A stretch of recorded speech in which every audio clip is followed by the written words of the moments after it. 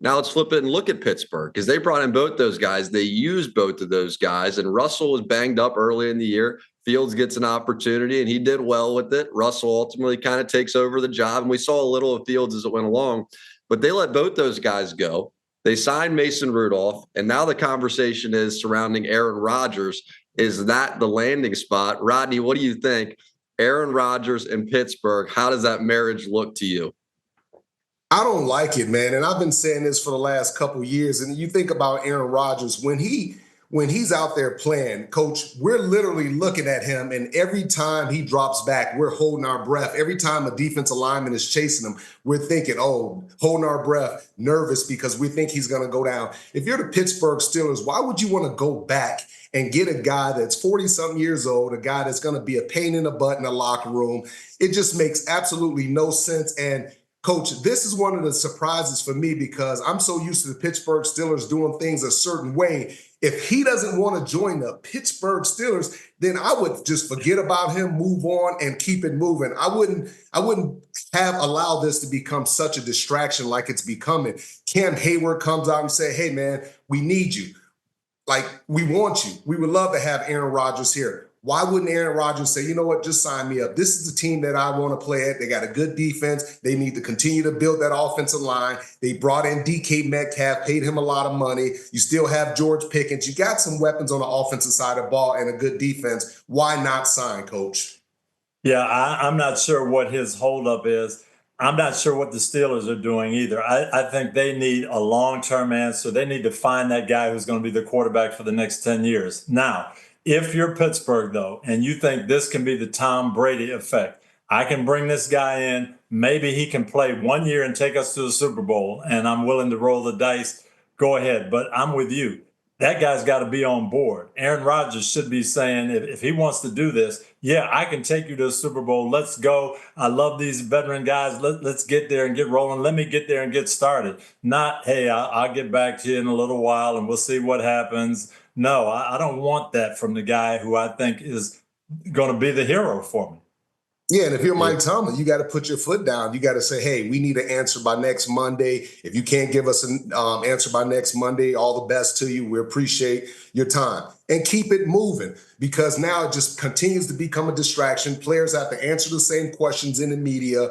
And what those players are looking at, they're looking for some stability. Somebody that we can look at the quarterback position and say, you know what, that's our guy. He may not be the best in the league, but we know he's not going to turn the ball over. He's going to do the right things. He's going to be engaged. He wants to come to training camp, to mini camp, to all the to most of the off-season program. That's being part of a team, not a guy that just thinks he's going to show up in September or August and then all of a sudden it's going to be all good. And I agree with you, Rob. If you're Aaron Rodgers, what are your alternatives? Where would you rather go than Pittsburgh right now? This is a place that they're a quarterback away from being a contender. You're a great quarterback. Where else are you going to go to have these type of weapons and that type of defense? Yeah, and I also, Jack, think this is a wake-up call for George Pickens. You look at George Pickens, and we always talk about his talent, but every time we're down there, we talk to some people within the organization. They say the same thing. He's immature. He's a kid that has all the talent in the world. But if he doesn't get right here in the next year or so, he won't be around. And that's something that this should be a wake-up call because he was supposed to be number one receiver. They paid DK Metcalf $150 million to come in there and be that guy because they can't depend on you, because they can't trust you. So that should be a wake-up call to that young man saying that, hey, I just can't be out here doing whatever the heck I want to do, fighting, pushing, shoving, doing all those silly things after the play. You think they keep them both? Like, you think you keep both those guys, or do you bring in DK to deal Pickens? Like, I feel like there's still maybe could be unwritten there. Coach, you know that program very well. What do you think? No, I think it's exactly what Rodney's saying. Okay, you got great talent, George. We're trying to show you what that means to put that talent to work and be that guy, be the Pittsburgh Steelers' number one guy.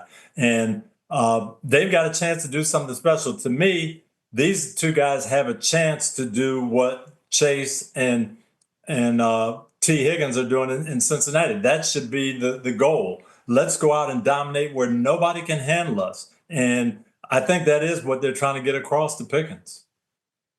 Mm-hmm.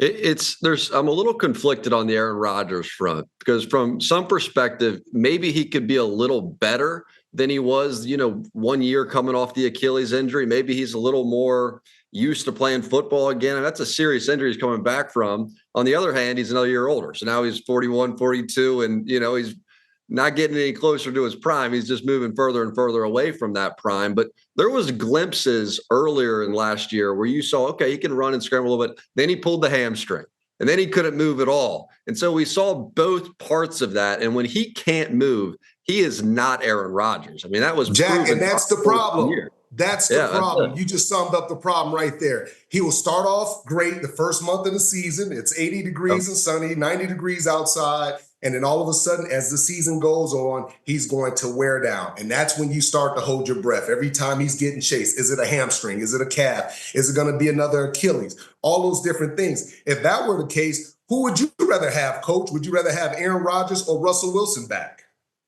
Well, here's the thing, and I'm always for let's get that young guy and develop that guy who's going to be our quarterback for the next 15 years.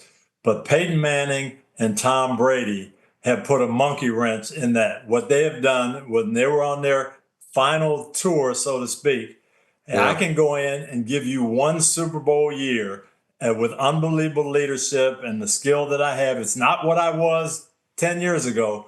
But if you put the right team around me, I can take you to a Super Bowl. And I think people are getting caught up in that, and Pittsburgh may be getting caught up in that. If Aaron can just do it, then it's worth it. Let's roll the dice. I personally wouldn't, but I could see where a team would.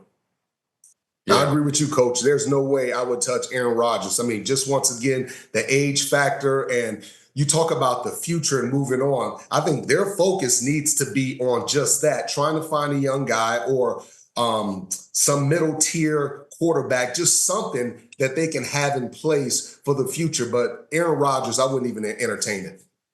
But the only question I would have for you, Rodney, is I think they're getting a little desperate here. I mean, it's like, so they didn't sign Fields, they didn't sign Russ, they got Mason Rudolph. They're running out of options. And so they can bring in a rookie and they can go through that process. But the defense, it's made to win now. Those guys aren't getting any younger on that side of the ball. They got these two great receivers. And so they feel like the window is this year. And if we're a quarterback away, does Rodgers make sense to roll the dice? And we still draft the guy. We still get a young guy in here. And that's, to me, where this becomes complicated for a guy like Mike Tomlin. Do you see it that way? I don't see it that way. I just like I talked about before. I look at Aaron Rodgers and everything that's happened to him the last few years, and he just does not look like any resemblance of the same quarterback. At times, he's going to give you some great moments in spot duty, but overall, I don't trust him. I don't trust that he's going to stay healthy. I don't trust that it's going to be just a good situation. He is old, man, and this league is not built for old guys. This league is built for young guys. Recovery, practice, games. It's 17 games, and if you make the playoffs, and you're going to end up playing almost close to 20 games. So I have a lot of respect for Aaron and what he's accomplished, but he's not that dude anymore. And to me, you look at where they are. They had Ben Roethlisberger for a decade and a half, and you had consistent quarterback play, and you were in the hunt. Well, you've got to find that again. You got to replace that. And they've gone, Mitch Trubisky and Mason Rudolph and Russell Wilson and Justin Fields and Duck Hodges. And you go on down the line. Find a quarterback that's going to be there 10 years and build around him. That's it. And Coach, to your point, they also saw the end of Ben Roethlisberger where, he's still Ben Roethlisberger. He's still wearing the same jersey, but towards the very end, that last year or two where it just wasn't the same, and neither were the Pittsburgh Steelers. All right, so we'll move it on down. Let's go to the Steelers. So they hold the 21st overall pick. You guys mentioned that they make the deal to bring in DK Metcalf, and so it's the exchange for a second-round pick. That's the 52nd overall pick, and then the late-round pick swap. That feels like a good price to get DK Metcalf at. Coach, would you agree? It's a good price if DK Metcalf fits into your group. And that's the big thing about free agency. When I was coaching, Jack, and our scouts and our personnel office would come in and say, this guy's available, so-and-so is available, this guy's tremendous and he's available, we can get him. My question would be always, why is he available? if he's great, why is he available? And so that scared me away from the big guys. Adam Vinatieri, okay, that was the one exception for me. Okay, he's available because they think he's too expensive for a kicker. They can draft a young guy, and they did, and it worked out perfectly for New England. But Adam was great, and he was going to fit into what we did. That was a no-brainer. But to me, a lot of these expensive guys who are out there on the market, why are they not re-signing with their own team? Yeah, as far as DK Metcalf, I thought Mike Tomlin wanted to go out and just really get that one dominant guy, that bully type like a Hines Ward. But with DK Metcalf, that's exactly what you're gonna get. You're gonna get a big physical guy who goes out there and he bullies people around. But I also believe that it was to impact George Pickens. Once again, he's the number one receiver. Now you come in, DK Metcalf gets all this money. And the thing about DK Metcalf, you say what you want about him, but he works hard. He works hard every single day. You look at his body, you talk to players around him, talk about his relentless work ethic. And that's what George Pickens needs to do. He needs to get next to him, go to the weight room, get stronger, gain more weight, do the right things. And when you have guys doing that, then you can bring the team together and eventually you find your quarterback, coach. But I think you're spot on. They need that one quarterback that can be there for a decade at least. Good luck. Everybody's looking for it, man. If you find it, boys, it's sweet. Hi, I'm Mike Tirico, and thanks for watching. Make sure to hit subscribe for the latest news and highlights from NBC Sports.